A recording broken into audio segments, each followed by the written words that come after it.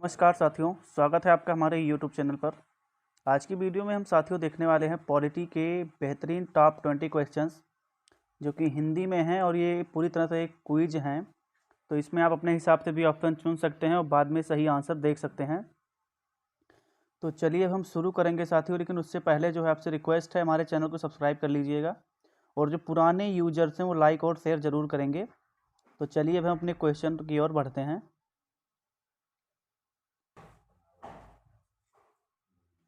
तो साथियों हमारा पहला क्वेश्चन है, विश्व का सबसे बड़ा लिखित संविधान किस देश का है। पहला क्वेश्चन है साथियों, विश्व का सबसे बड़ा लिखित संविधान किस देश का है।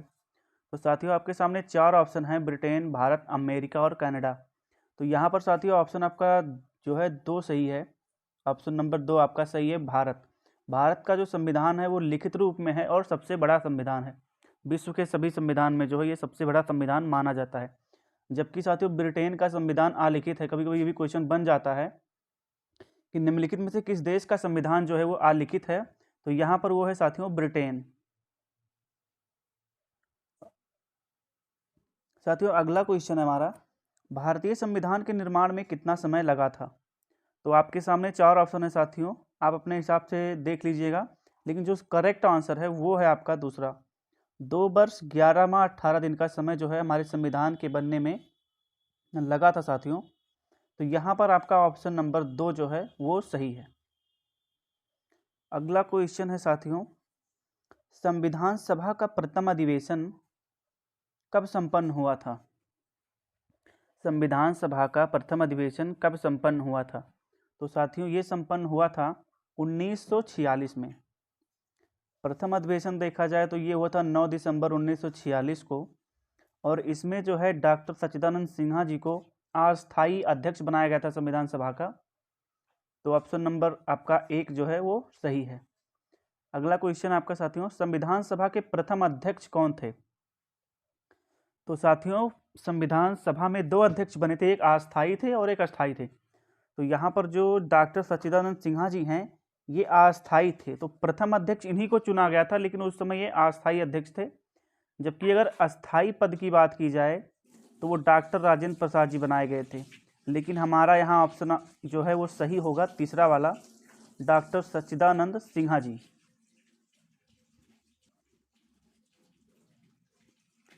साथियों हमारा अगला क्वेश्चन है, संविधान सभा का अस्थायी अध्यक्ष किसे चुना गया था। तो अभी हमने आपको बताया डॉक्टर राजेंद्र प्रसाद जी को जो है संविधान सभा का अस्थायी अध्यक्ष चुना गया था। संविधान सभा का जो दूसरा अधिवेशन हुआ था वो था 11 दिसंबर 1946 को, जिसमें डॉक्टर राजेंद्र प्रसाद जी को अस्थायी अध्यक्ष चुना गया था। साथियों हमारा अगला क्वेश्चन है, संविधान सभा के सामने किसके द्वारा उद्देश्य प्रस्ताव को प्रस्तुत किया गया था। साथियों उद्देश्य प्रस्ताव जो है वो प्रस्तुत किया गया था जवाहरलाल नेहरू जी के द्वारा, जो है उद्देश्य प्रस्ताव को प्रस्तुत किया गया था। साथियों हम अगले क्वेश्चन की तरफ बढ़ेंगे। साथियों हमारा अगला क्वेश्चन है, भारतीय संविधान के जनक के रूप में किसे जाना जाता है। तो साथियों यहाँ पर चार ऑप्शन दिए गए हैं। तो इसमें आपका जो तीसरा ऑप्शन है डॉक्टर भीमराव अम्बेडकर जी, वो आपके जो है संविधान सभा जो है संविधान के जनक के रूप में जाने जाते हैं। भारतीय संविधान के निर्माता इन्हें माना जाता है। अगला क्वेश्चन है साथियों, संविधान सभा की जो अंतिम बैठक हुई थी वो कब संपन्न हुई थी। तो वो हुई थी साथियों 24 जनवरी 1950 को। ऑप्शन नंबर चार जो है आपका ये सही है। फिर हम अगले क्वेश्चन की तरफ बढ़ेंगे साथियों। अगला क्वेश्चन है हमारा, भारतीय संविधान को कब अंगीकृत किया गया था। इसमें दो चीज़ें हैं साथियों, अंगीकृत करना और लागू करना। तो अंगीकृत जो किया गया था वो 26 नवंबर 1949 को ये अंगीकृत किया गया, यानी स्वीकार कर लिया गया इस संविधान को। और 26 नवंबर को जो है प्रतिवर्ष संविधान दिवस या विधि दिवस के रूप में मनाया जाता है। जबकि इसे लागू किया गया था 26 जनवरी 1950 के दिन जो है इसे लागू कर दिया गया था। साथियों हमारा अगला क्वेश्चन है, संविधान सभा में प्रारूप समिति के अध्यक्ष कौन थे। तो साथियों जो प्रारूप समिति बनी थी उसके अध्यक्ष थे डॉक्टर भीमराव अम्बेडकर जी, यानी आपका ऑप्शन नंबर दो जो है वो सही हो जाएगा साथियों। डॉक्टर भीमराव अंबेडकर जी जो है प्रारूपित समिति के अध्यक्ष थे। अगला क्वेश्चन हम देखने वाले हैं साथियों, भारतीय संविधान में किसे संविधान की कुंजी कहा जाता है? तो साथियों यहाँ आपके पास 4 ऑप्शन दिए गए हैं, तो इसमें जो सही ऑप्शन है वो है दूसरा, संविधान की प्रस्तावना को ही संविधान की कुंजी कहा जाता है। अगला क्वेश्चन है साथियों, भारतीय संविधान में समवर्ती सूची की व्यवस्था किस देश के संविधान से लिया गया है? ये बहुत बार क्वेश्चन बन चुका है। तो साथियों समवर्ती सूची जो है ये ली गई थी, ये व्यवस्था ये ऑस्ट्रेलिया के संविधान से ली गई थी।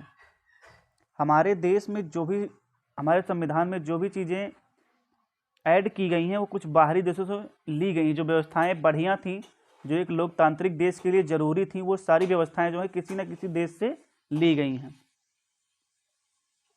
तो ये जो है समवर्ती सूची की जो व्यवस्था है साथियों, ये ऑस्ट्रेलिया के संविधान से ली गई थी।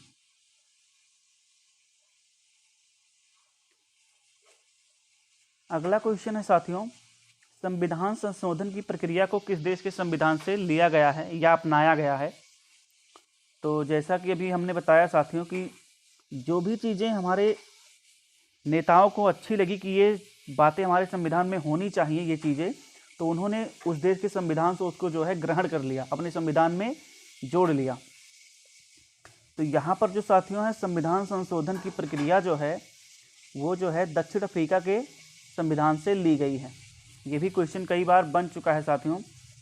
अगला क्वेश्चन हमारा है, मौलिक कर्तव्यों का प्रावधान किस देश के संविधान से लिया गया है? मौलिक कर्तव्य साथियों, तो ये साथियों लिए गए हैं रूस के संविधान से। पहले इसे सोवियत संघ के नाम से जाना जाता था। रूस का जो पहला नाम, पुराना नाम है, वो सोवियत संघ नाम है, बाद में इसका नाम रूस पड़ा। तो साथियों मौलिक कर्तव्य जो लिए गए हैं वो रूस के संविधान से ग्रहण किए गए हैं। मौलिक अधिकारों का प्रावधान संविधान के किस भाग में किया गया है? 15वां क्वेश्चन है साथियों, मौलिक अधिकारों का जो प्रावधान है वो किस भाग में है, भारतीय संविधान के किस भाग में जो है किया गया है? साथियों मौलिक अधिकारों का जो प्रावधान है वो भारतीय संविधान के भाग 3 में वर्णित किया गया है। और मौलिक अधिकारों का जो प्रावधान है साथियों ये अमेरिका के संविधान से ग्रहण किया गया है। अगला क्वेश्चन है 16वां साथियों हमारा, द्विसदनीय व्यवस्था किस देश के संविधान की देन है? तो द्विसदनीय व्यवस्था जो है साथियों वो देन है ब्रिटेन की। जैसे लोकसभा हुआ या राज्यसभा हुआ, तो हमारे देश में 2 सदन व्यवस्था है। तो साथियों यहाँ पर जो है ये ब्रिटेन के संविधान से जो है ग्रहण की गई है। ऑप्शन नंबर 2 आपका ये सही होगा इसमें, ब्रिटेन। अगला क्वेश्चन है साथियों हमारा, मौलिक अधिकार का प्रावधान संविधान में किस देश की देन है? अभी हमने आपको बताया है, तो ये है साथियों अमेरिका के संविधान से। क्वेश्चन देखते ही एक बार पढ़ना, आपको आंसर पता हो जाना चाहिए। इस तरह से आपको तैयारी करनी है साथियों कि कोई दुविधा ना रहे, एकदम क्लियर रहे। तो मौलिक अधिकार भारतीय संविधान के भाग 3 में दिए गए हैं और ये किस देश के संविधान से ग्रहण किया गया है? तो ये अमेरिका के संविधान से ग्रहण किया गया है। अगला क्वेश्चन है साथियों, राज्य के नीति निर्देशक तत्वों का प्रावधान संविधान के किस भाग में किया गया है? तो साथियों ये जो राज्य के नीति निर्देशक तत्व हैं ये संविधान के भाग 4 में वर्णित किए गए हैं। तो यहाँ पर ऑप्शन नंबर आपका तीसरा जो है वो सही है। और साथियों राज्य के जो नीति निर्देशक तत्व हैं ये आयरलैंड के संविधान से जो है ग्रहण किए गए हैं, ये भी ध्यान रखिएगा। तो अगर भारतीय संविधान के बारे में बात की जाए तो ये भाग 4 में इसका वर्णन किया गया है। इसका मतलब ये होता है साथियों कि एक लोकतांत्रिक गणराज्य की स्थापना की जाए जिसमें सभी को समान हक दिया जाए, लोग समान रूप से आगे बढ़ें, इसका मतलब यही होता है।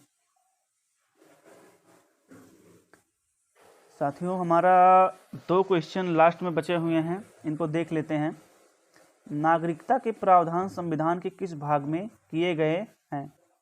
तो साथियों भारतीय संविधान के भाग 2 में नागरिकता का प्रावधान किया गया है। यहाँ पर आपका ऑप्शन नंबर 2 सही है साथियों। और साथियों हमारा लास्ट क्वेश्चन ये जो है दिया गया है, मौलिक कर्तव्यों का प्रावधान संविधान के किस भाग में किया गया है? तो साथियों मौलिक कर्तव्यों का जो प्रावधान है वो अनुच्छेद 51 का में वर्णित किया गया है।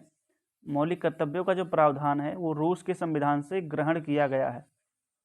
तो साथियों ये थे हमारे टॉप 20 पॉलिटी के क्वेश्चंस जो कि परीक्षाओं में कई बार पूछे जा चुके हैं, और इनमें से कुछ ऐसे प्रश्न हैं जो परीक्षाओं में बन सकते हैं। तो इसको आप पूरी तरह से ध्यान से देख लीजिए। आज की वीडियो में साथियों यहीं तक, मिलेंगे अगली वीडियो में। तब तक के लिए नमस्कार और धन्यवाद।